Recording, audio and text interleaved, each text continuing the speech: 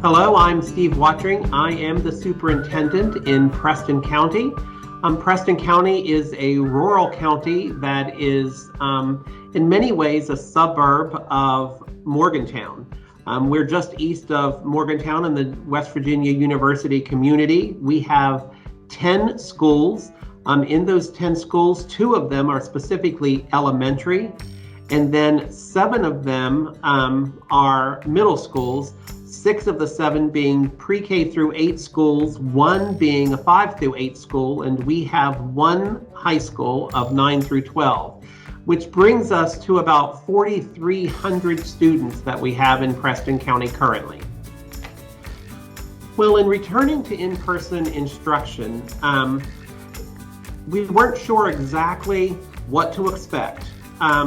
We were fortunate in Preston County to begin the year in September and made it all the way to November, to Thanksgiving break without a snafu, without a break. We were able to navigate COVID as well as anybody, I guess. And then Thanksgiving hit. And at Thanksgiving, we went red on the map and we never returned until the end of January. When we returned in January, we came back on a 2-day blended model until we moved back into our full in-person instruction model that we have. And I think what amazes me is the resiliency of children, that they adapt to everything that has come their way. In fact, they're much better at adapting than we are as adults. But I think that in getting them back, we have learned so much through this process about educating children and about our own educational practices. And we're still learning. We still don't have all the answers, but we're back, and I think just the joy of seeing teachers having children back in their classroom, just the joy of watching kids in a building being able to interact with one another and interact with their teachers. That's just been a tremendous thing to watch. Some of the most significant needs that we see in our students is just basically the need for interaction. Well beyond the needs of just receiving instruction, they need the ability, they need the time to be able to have that interaction, not just with one another, but with their teachers, to make sure that that dialogue that's back and forth is readily able to occur in getting answers to their questions. It's also, though, getting us back in tune with the many other needs of our students. We've had students that have been out of our building for an extended period of time who have been in situations that are nothing short of trauma-filled situations. And so we're reestablishing those connections so that we can begin to address the needs of those children. And the needs cross the spectrum of everything that you can imagine. But it's difficult. It has been difficult to meet those needs when they're not in front of us. So getting them back in front of us has been crucial to us being able to reestablish what kids need, the varying needs they do, and then developing plans to meet them. In addition to that, just making sure that kids, when they are not present with us, that they have access to us.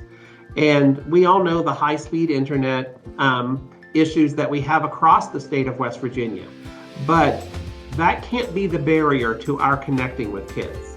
So we are constantly searching for ways to make sure that those connections remain intact so that we meet the needs of those students. Well, our teachers and staff, in responding to this whole crisis that we found ourselves in, have also shown themselves to be extremely resilient. And so our staff responded. They just exceeded expectations as far as really, if you think back to last March, turning this around in Preston County, we literally turned it around over the weekend. And we closed down on March 13th. We were ready to roll on Monday, March 16th. And we did. Wasn't perfect, lots to learn. But in navigating all of this, where we find ourselves now is realizing that teachers now see that teaching can look very differently. Students now see that learning can look very differently. And parents have been thrust into both roles. They now see how learning takes place differently. They also now understand the role of providing the education and the responsibilities that come with that. So I think what our teachers have done is adapt quickly and have been on a steep learning curve. But we must continue those efforts in providing the professional development needed to keep us future focused and forward thinking as we move forward in this business. And again, we can't go back. We've got to keep moving forward.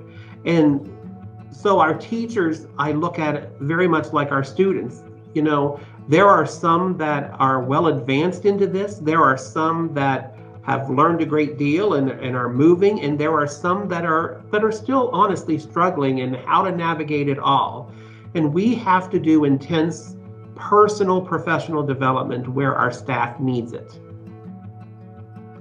The Preston County Schools community, when I say community, I'm talking about our students, our staff, but mostly our families and our community support that we have had throughout this pandemic.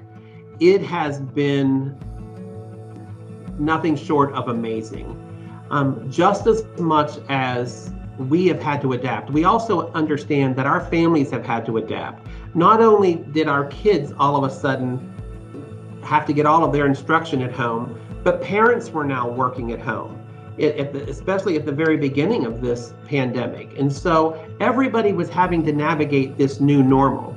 And parents were reaching out in frustration, like, how do we do this? How do we do that?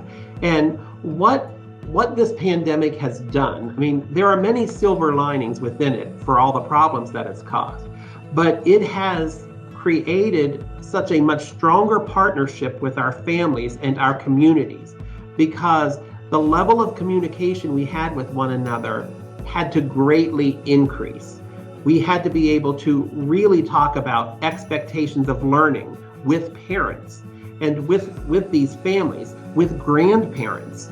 And so our education community has expanded greatly throughout this pandemic time and solidified a partnership that is only going to help us moving forward, as long as we continue to understand that now that we have those voices at the table, we need to continue to keep those voices at the table, need to hear what they're saying. And for the first time, more than ever before, I think parents have very real pieces of communication to talk about what's working, what didn't work. And we need to hear those voices, and we are listening. And so the community support has been over the top, amazing, and second to none. So our plans for summer programming for all of our students across the board. Again, we're going to have 2 4-week sessions. In that morning session, we're going to focus on academics and the academic learning loss. But then we are going to follow that up with just all kinds of activity-based. We're doing rocketry, we're doing robotics, we're doing gardening, we're doing outdoor activities. We're going into streams and testing water. We've got all kinds of hands-on, real-world life situations to engage children in.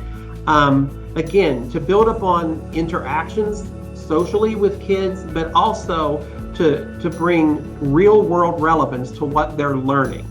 And so all of these activities that we're going to do are designed to get them up, moving, and working, problem solving, solving real world problems, and not have them sitting there waiting for someone to disseminate information to them.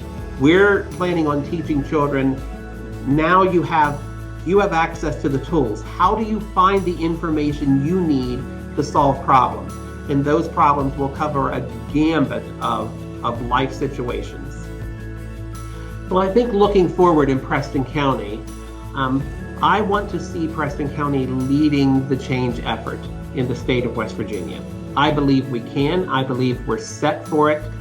I believe that amazing things are happening all over our state, but I want to see change occur, and I want to see Preston County at the forefront of it.